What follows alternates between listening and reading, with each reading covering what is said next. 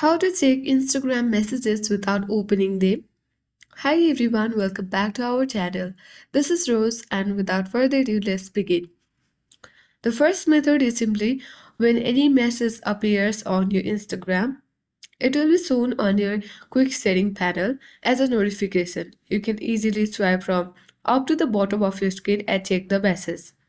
If this feature is not allowed on your Android or iOS device, you can simply launch Instagram first.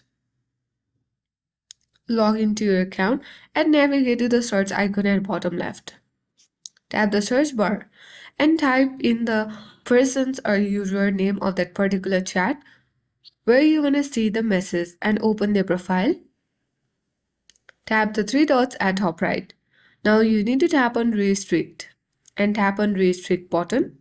Now simply tap on the message button. And here you can easily check all the Instagram messages without opening them.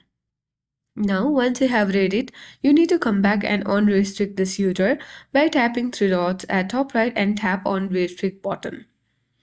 And with that, you have successfully checked Instagram messages without opening them. I hope this guide was helpful. If it was, then do like, share, comment, and don't forget to subscribe. Thank you for watching, and I'll see you in the next video.